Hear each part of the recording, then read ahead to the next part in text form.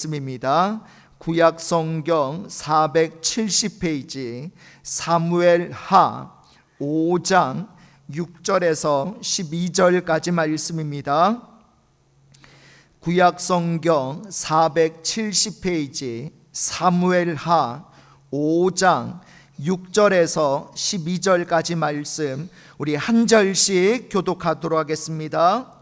왕과 그의 부하들이 예루살렘으로 가서 그 땅 주민 여부수 사람을 치려하매 그 사람들이 다윗에게 이르되 내가 결코 이리로 들어오지 못하리라.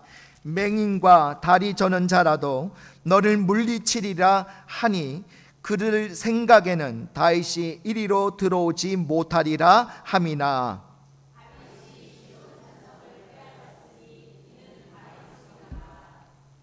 그날에 다윗이 이르기를 누구든지 여부수 사람을 치거든 물 깃는 데로 올라가서 다윗의 마음에 미워하는 다리 저는 사람과 맹인을 치라 하였으므로 속담이 되어 이르기를 맹인과 다리 저는 사람은 집에 들어오지 못하리라 하더라.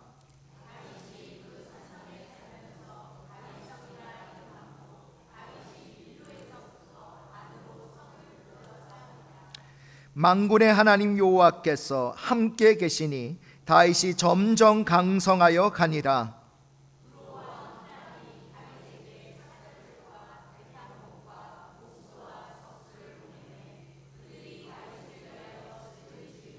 같이 읽겠습니다. 다윗이 여호와께서 자기를 세우사 이스라엘 왕으로 삼으신 것과 그의 백성 이스라엘을 위하여 그 나라를 높이신 것을 알았더라. 아멘. 오늘 말씀의 제목 따라해 보실까요? 여부수를 점령하라. 여부수를 점령하라. 오늘 본문의 이야기는 다윗의 이야기입니다. 다윗의 일생 가운데 정말 의미 있는 일 몇 가지를 꼽으라고 하면 저는 오늘 본문의 이야기를 손에 꼽을 것 같습니다. 우리는 다윗에 대해서 참 많은 말씀을 들었습니다. 다윗 그러면 많은 것들이 생각이 날 텐데 대표적으로 블레셋 장수 골리앗을 무찌른 이야기, 하나님께서 보시기에 하나님 마음에 합한 사람이었다는 것, 또 누구보다도 하나님을 사랑하는 마음으로 성전을 건축하고 싶었지만 하나님께서 허락하지 않으시자 성전 건축을 포기하고 대신에 이 성전 건축에 대한 모든 준비를 마쳤던 이야기 등등, 그런 것들도 다 나름대로 다윗의 일생에 참으로 의미 있는 일들이었을 것입니다. 자, 그런데 오늘 우리가 읽은 이 본문의 말씀은 우리가 다윗의 이야기를 하면서 잘 떠오르지 않는 본문입니다. 다윗은 이스라엘의 왕이 되기 위해서 무려 3번씩이나 기름 부음을 받은 사람이에요. 자, 가장 먼저 어렸을 때에 사무엘로부터 첫 번째 기름 부음을 받게 됩니다. 하나님께서 사울을 이스라엘의 왕으로 세우신 것을 후회하시고는 사무엘에게 베들레헴 이새의 집으로 가서 그 아들들 가운데 한 아들에게 기름을 부으라고 말씀하셨죠. 그래서 사무엘 선지자는 베들레헴 이새의 집으로 가서 이새의 막내 아들인 다윗에게 기름을 붓게 됩니다. 자, 그때 당시만 해도 다윗은 정말 별 볼 일 없는 사람이었죠. 나이도 어렸습니다. 그냥 평범하게 아버지의 양떼를 치는 목동에 불과했습니다. 그런데 하나님께서는 사무엘을 통해서 다윗에게 기름을 붓게 하셨죠. 물론 이때 기름 부음을 받았다고 해서 다윗이 바로 왕이 되었느냐? 그렇지 않습니다. 첫 번째 기름 부음을 받은 후 다윗은 엄청난 시련의 기간을 보내야 했죠. 기름 부음을 받은 후 골리앗을 죽이게 되었고, 골리앗을 죽인 후 다윗이 점점 유명해지자 사울 왕이 이번에는 다윗을 죽이려고 쫓아다녔습니다. 자신을 죽이려 하는 사울을 피해서 다윗은 이루 말할 수 없는 고생의 길을 걸어야 했죠. 죽을 고비도 수도 없이 많이 겪었고, 심지어는 이스라엘의 가장 원수 국가인 블레셋 땅으로 망명을 가기도 했습니다. 그러던 중에 사울 왕과 요나단이 길보아 전투에서 전사하자 유다 사람들이 헤브론에서 다윗에게 기름을 부어 왕을 삼게 됩니다. 이게 두 번째 기름을 받는 사건이에요. 그 이야기가 사무엘하 2장에 나옵니다. 이때 다윗은 이스라엘 전체의 왕이 아니라 이 유다 지파의 왕으로서 그렇게 기름 부음을 받게 돼요. 이스라엘의 나머지 지파 사람들은 사울 왕의 아들이었던 이스보셋을 이스라엘의 왕으로 섬기고 있었습니다. 이스라엘 안에 이렇게 유다 지파의 왕인 다윗, 그리고 나머지 지파의 왕인 이스보셋, 이스라엘 땅 안에 두 명의 왕이 존재하고 있었던 거죠. 그런데 시간이 지날수록 다윗의 세력이 점점 더 커져가는 거예요. 그러자 이스보셋을 왕으로 섬기던 이 사람들이 점차 다윗 쪽으로 붙기 시작했습니다. 그러다가 결국 이스보셋이 어느 날 암살을 당하고 말아요. 이제 이스라엘의 왕은 누구만 남게 되었어요? 다윗만 남게 된 거죠. 그렇게 되자 이스라엘의 온 지파가 공식적으로 이 다윗을 이스라엘의 유일한 왕으로 추대를 하게 됩니다. 그게 오늘 본문 바로 앞인 사무엘하 5장 1절 이하의 말씀입니다. 자, 다윗은 7년 6개월 동안 유다 지파의 왕으로 있었고, 그 후에 드디어 이스라엘 모든 백성들이 보는 앞에서 공식적으로 온 이스라엘의 왕으로 세 번째 기름 부음을 받게 됩니다. 자, 그때 다윗은요 여전히 헤브론을 자신의 근거지로 삼고 있었습니다. 자, 이스라엘의 왕으로 추대받기는 했는데 사실 이스라엘 백성들 전부가 다윗을 지지한 것은 아니었습니다. 특히 이스라엘 북쪽에 있는 사람들이 더욱 그랬다는 거예요.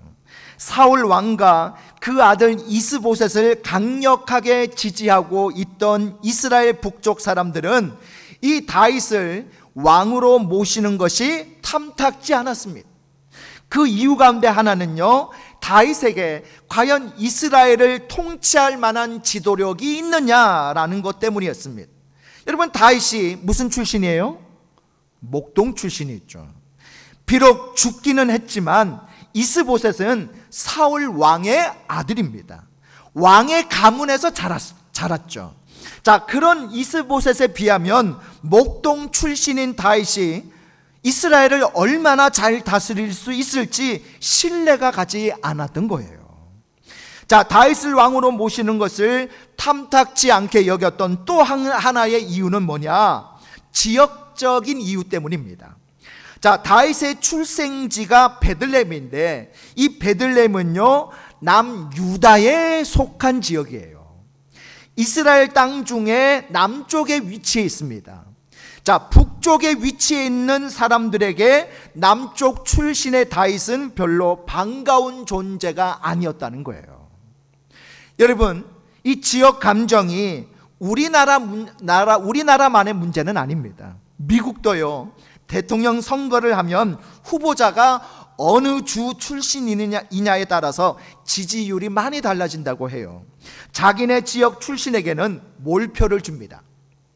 지역이 넓으면 넓은 대로, 좁으면 좁은 대로 이 지역에 따라 나눠지는 것은 동서고금을 막론하고 항상 있어 왔습니다. 심지어 시골 마을에서 이장을 뽑을 때에도 비록 같은 동네일지라도 작은 냇가 하나를 사이에 두고 자기네 쪽 사람이 이장이 되어야 한다고 서로 싸운다고 하지 않습니까? 다윗은 그런 면에서 북쪽 사람들에게 별로 환영받지 못했던 거죠. 출신 성분도 별로지요. 지역적으로도 별로 반갑지 않죠. 그러다 보니 비록 이스라엘 왕으로 추대받기는 했지만 북쪽 지역에 있는 사람들은 다윗을 사실 별로 좋아하지는 않았던 것입니다.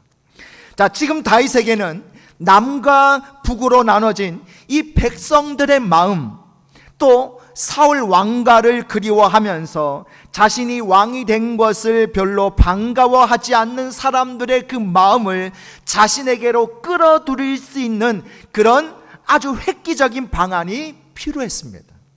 쉽게 말하면 분열된 백성들의 마음을 하나로 만들어서 강력한 왕권을 확립할 필요성이 있었던 겁니다. 그래서 다윗이 선택한 것이 뭐냐? 바로 여부수 사람들을 쫓아내는 것이었다라는 겁니다. 자, 다윗이 왕이 될 때까지 이 가나안 땅에 원래 살고 있었던 원주민인 여부수 사람들이 예루살렘을 그때까지도 차지한 채 살고 있었다는 거예요. 여호수아의 인도로 이스라엘 백성들이 가나안 땅에 들어온 지 200년이 넘었는데, 이스라엘 백성들은 예루살렘에 살고 있는 가나안 원주민 이 여부수 사람들을 그때까지도 200년이 넘을 때까지도 여전히 쫓아내지 못하고 있었다는 겁니다. 여러분, 예루살렘은 원래 베냐민 지파에게 분배된 땅이었습니다.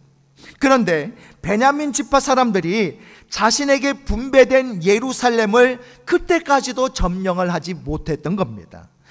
우리 사사기 1장 21절을 같이 읽어보겠습니다. 시작. 베냐민 자손은 예루살렘에 거주하는 여부수 족속을 쫓아내지 못하였으므로 여부수 족속이 베냐민 자손과 함께 오늘까지 예루살렘에 거주하니라. 200년의 사사시대가 끝나고 사울이 이스라엘의 왕이 되어 왕정시대가 시작이 되어졌는데도 이스라엘 백성들은 여전히 여부수 사람들을 쫓아내지 못한 거예요. 이스라엘 백성들이 여부수 사람들을 왜 쫓아내지 못했을까요? 자, 여러 가지 이유가 있겠지만 그 중에 한 가지가 이 예루살렘 자체가 천연 요새이기 때문입니다. 여러분, 예루살렘이요, 해발 몇 미터나 되는지 아십니까? 무려 760미터나 돼요. 우리 저기 대관령이 해피 700이라 하잖아요. 해발 700m라고 하는데 대관령보다 더 높은 데가 예루살렘입니다. 760m. 고지대에 위치해 있습니다. 더군다나 예루살렘의 남쪽과 동쪽에는 흰놈의 골짜기와 기드론 골짜기가 각각 있어가지고 큰 절벽을 이루고 있습니다. 그러니까 어떤 적군이 쳐들어와도 쉽게 점령할 수 없는 천혜의 요새가 예루살렘이에요. 자, 그런 천혜의 요새에 여부수 사람들이 자리 잡고 있었기 때문에 이스라엘 백성들은 200년이 넘도록 그 예루살렘을 점령하지 못한 상태로 지내온 것입니다. 자, 그런데 온 이스라엘 백성들로부터 기름 부음을 받고 왕으로 추대된 왕이 가장 먼저 한 것이 바로 뭐냐? 그 예루살렘을 정복하겠다는 것입니다. 어쩌면 이것은 무모한 짓인지도 모릅니다. 200년이 넘도록 감히 넘보지 못한 곳이죠. 더구나 이전 왕이었던 사울이 여러분 어느 지파 출신입니까? 베냐민 지파 출신이에요. 베냐민 지파에 분배된 예루살렘인데도 베냐민 지파 출신인 사울 왕조차 예루살렘을 점령할 엄두도 내지 못했습니다. 그런데 다윗이 점령하겠다고 군대를 이끌고 예루살렘으로 쳐들어갔어요. 여부수 사람들은 군대를 이끌고 오는 다윗을 보고는 이렇게 조롱을 합니다. 우리 사무엘하 5장 6절을 같이 읽겠습니다. 시작. 왕과 그의 부하들이 예루살렘으로 가서 그 땅 주민 여부수 사람을 치려하며 그 사람들이 다윗에게 이르되 내가 결코 이리로 들어오지 못하리라. 맹인과 다리 저는 자라도 너를 물리치리라 하니 그들 생각에는 다윗이 이리로 들어오지 못하리라 함이나. 아멘. 쉽게 말해서 이런 말이죠. 다윗, 네가 감히 여길 점령하겠다고? 웃기는 소리 하지 마. 맹인과 다리 저는 자라도 얼마든지 너를 이길 수 있어. 여기가 어디라고 까불어? 쉽게 얘기하면 그런 얘기예요. 예루살렘을 점령하겠다고 꿈도 꾸지 말라는 것입니다. 그만큼 예루살렘은 점령하기 쉽지 않은 곳이었습니다. 그런데도 다윗은 왜 굳이 예루살렘을 점령하려고 했을까요? 어쩌면 정말 큰 모험이 아닐 수 없습니다. 여러분, 만일 예루살렘을 점령하겠다고 군대를 이끌고 갔는데 점령하지 못한다면 이제 막 이스라엘의 왕이 된 다윗에게는 엄청난 정치적인 부담이 되겠죠. 그런데도 다윗은 왕이 된 후 첫 번째 한 일로 이 예루살렘을 점령하려고 나섰다는 거예요. 여러분, 예루살렘은 지리적으로도 아주 중요한 곳에 위치해 있습니다. 남과 북을 연결해주는 교차점에 위치해 있기 때문입니다. 어쩌면 지금까지 이스라엘이 남과 북으로 나뉘어 있었던 것은 이 중간 지점인 예루살렘이 가로막고 있었기 때문인지도 모릅니다. 그것을 잘 알고 있었던 다윗은 남쪽과 북쪽을 연결시켜주는 예루살렘을 점령함으로써 남과 북으로 나눠진 이 감정의 골을 하나로 통합하려고 했던 것이죠. 더구나 그곳은 베냐민 지파에 속한 곳입니다. 앞서 말씀드린 것처럼 사울 왕의 출신지예요. 사울 왕은 하나님께서 자신이 속한 베냐민 지파에 분배해 주신 이 예루살렘조차 점령하지 못했습니다. 아니, 관심조차 없었어요. 여부수 사람들이 그곳을 점령한 채 사는 것을 그냥 당연하게 여겼습니다. 그런데 다윗이 예루살렘을 점령하면 사울 왕의 지파인 베냐민 지파 사람들로부터 여러분, 다윗이 어떻게 돼요? 인정받게 되는 거죠. 야, 우리 지파 출신인 사울 왕도 점령하지 못했는데 다윗이 점령했네? 야, 대단하다.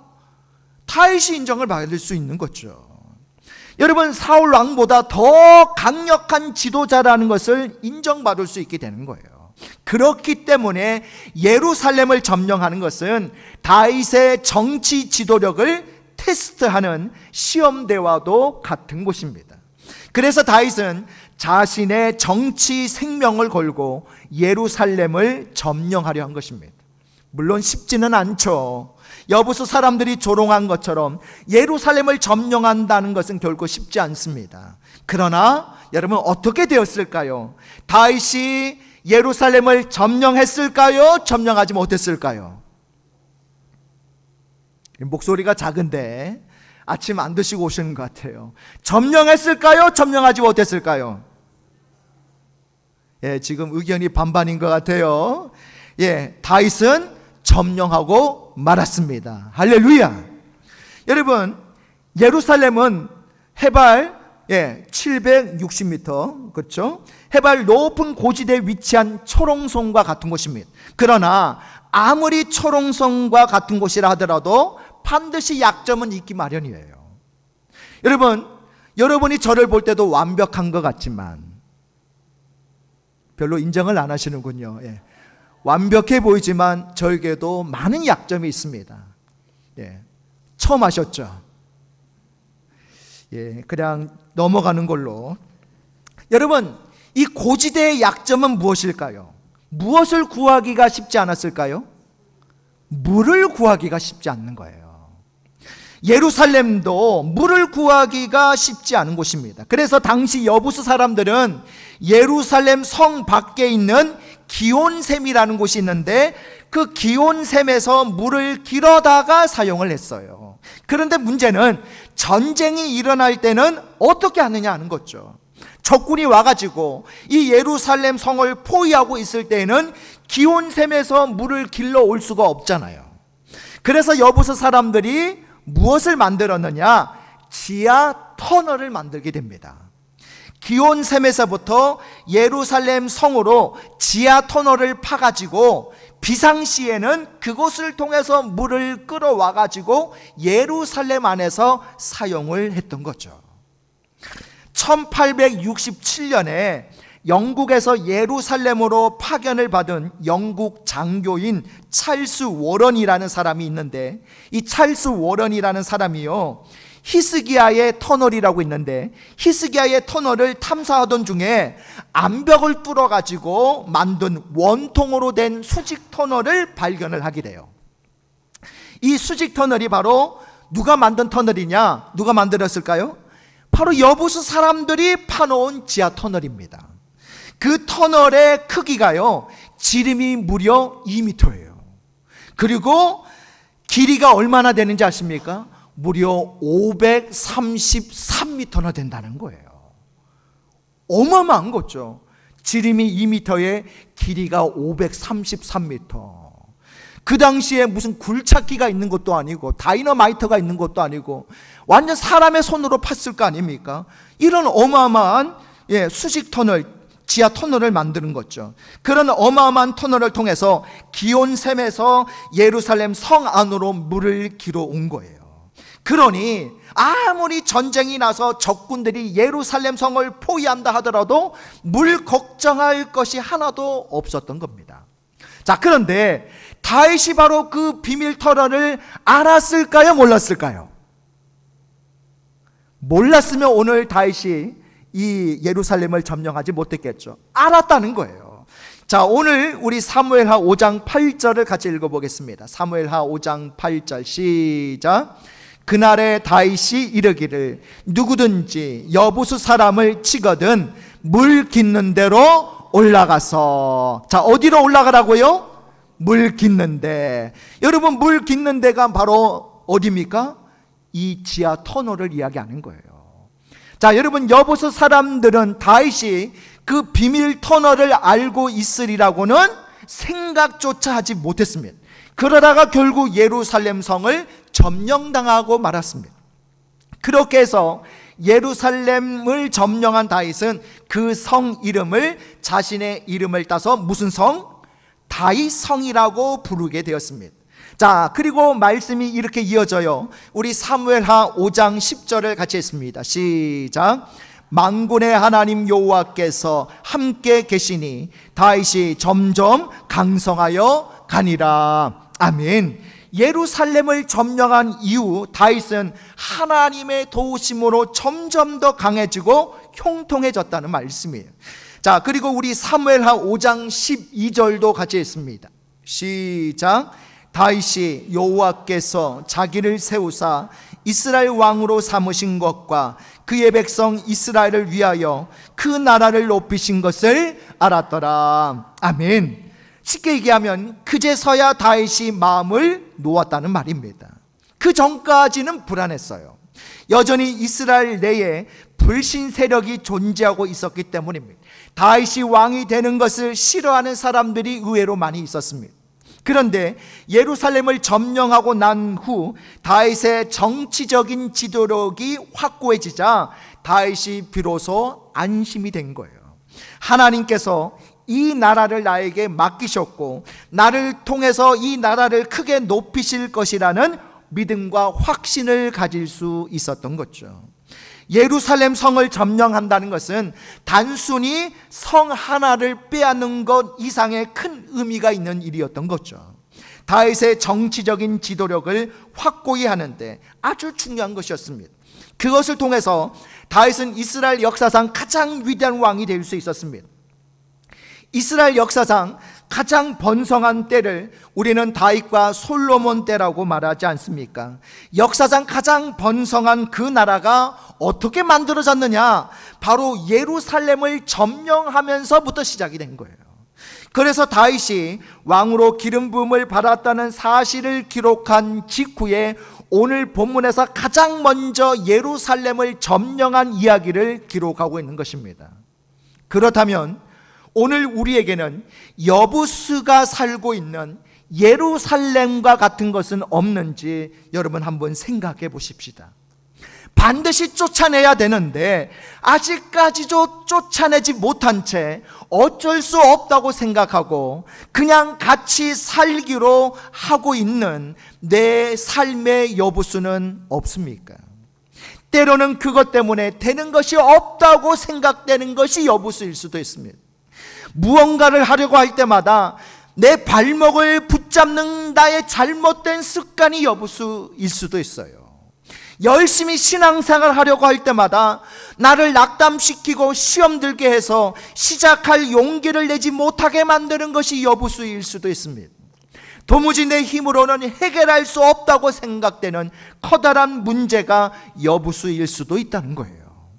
내 삶을 가로막고 있는 커다란 장애물일 수도 있습니다.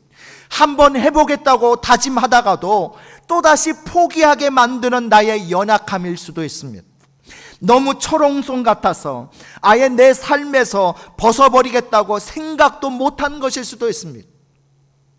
여부수 사람들이 다윗을 조롱한 것처럼 너는 안 돼, 니까지 뭘 하겠어, 그렇게 나를 조롱하는 것이 여부수일 수도 있다는 거예요.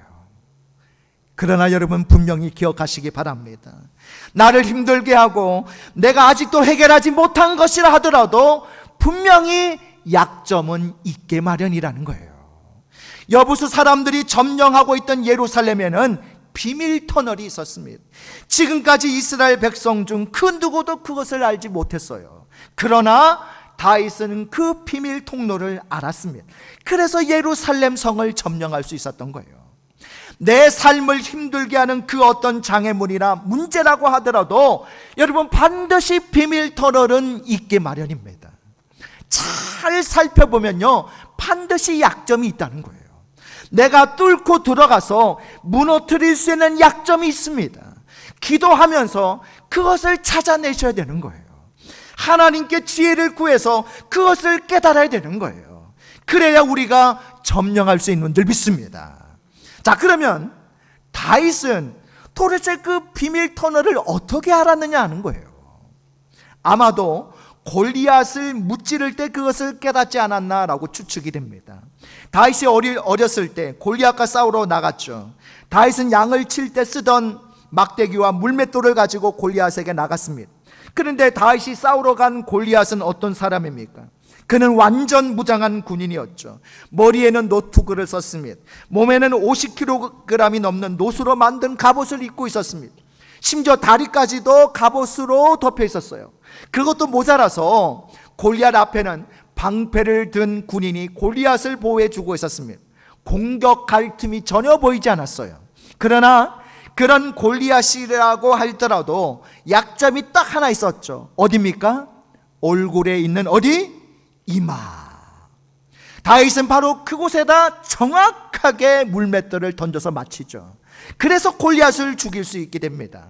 아무리 완벽하게 무장한 것처럼 보인다 하더라도 다 약점이 있기 마련이죠.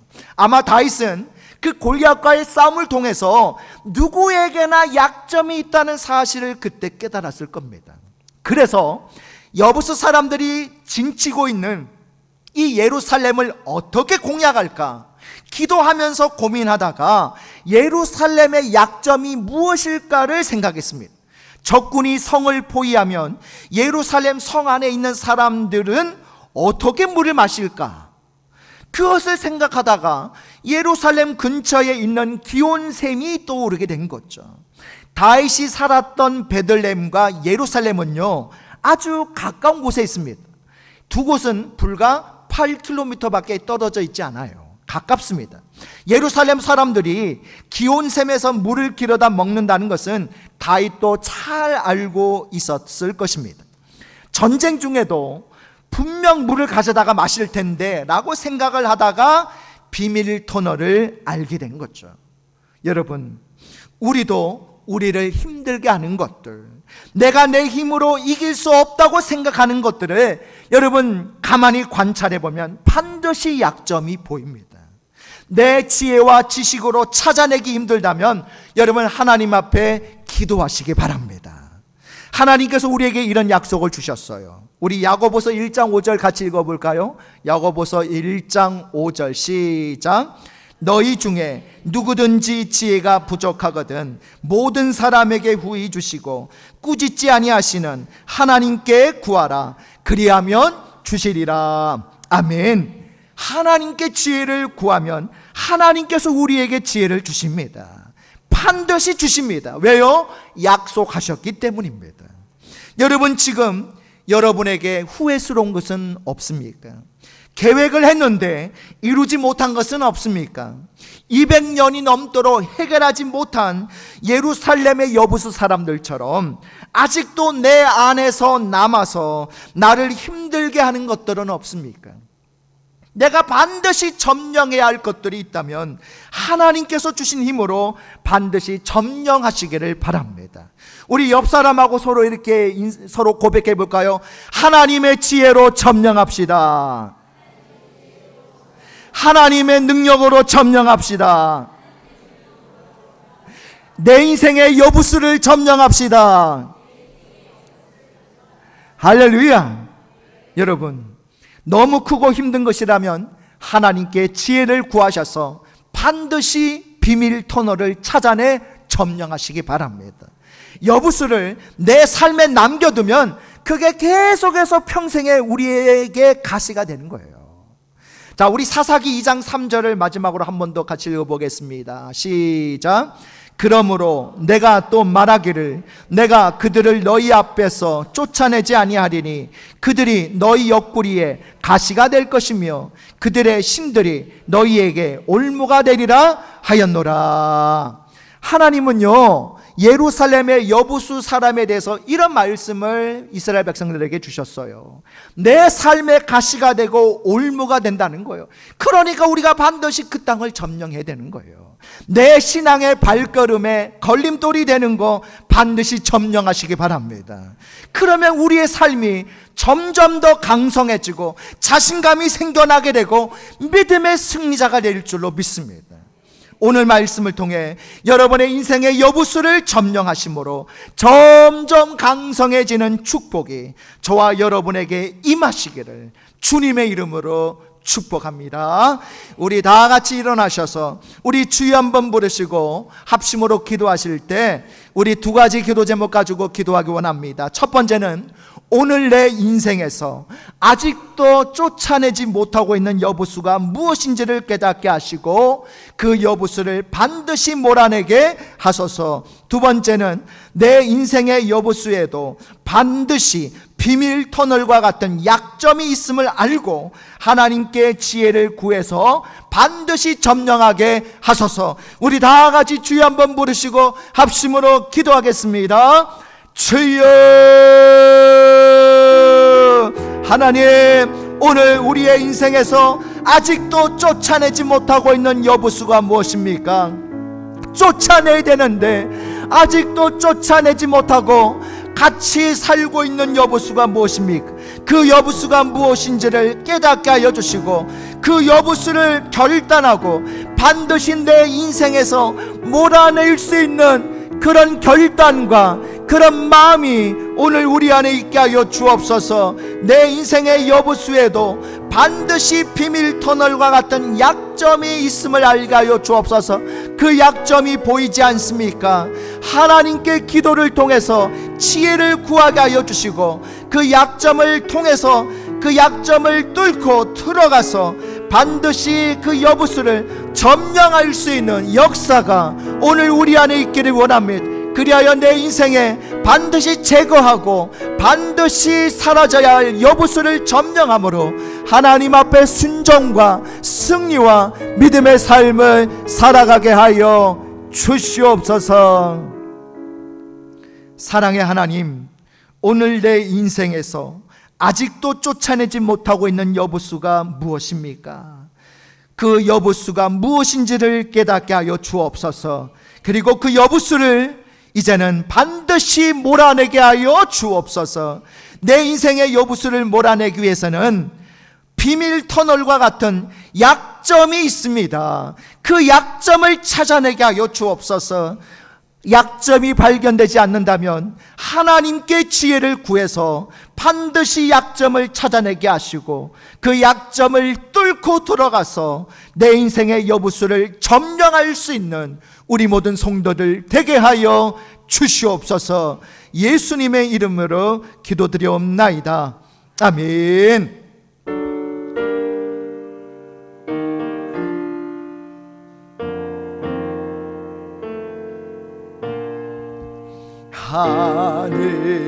하늘에 되신 아버지 이름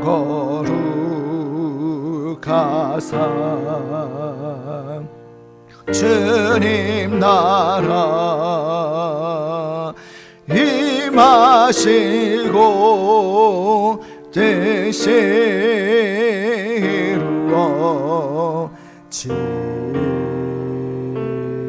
이루어지다. 일용할 양식 주시고 우리들의 큰 죄 다 용서하옵시고 또 시험에 들게 마시고 악에서 구원하소서.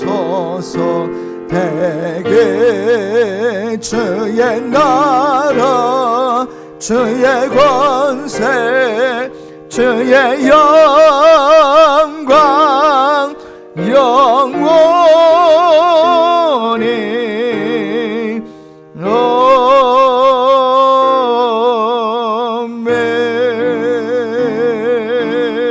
아멘.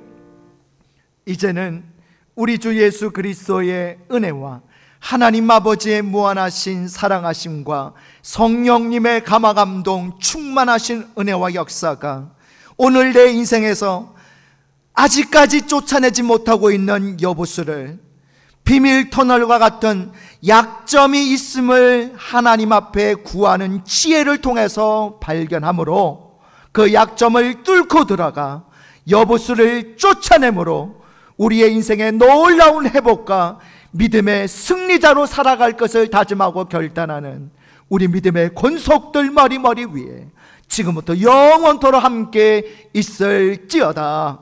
아멘.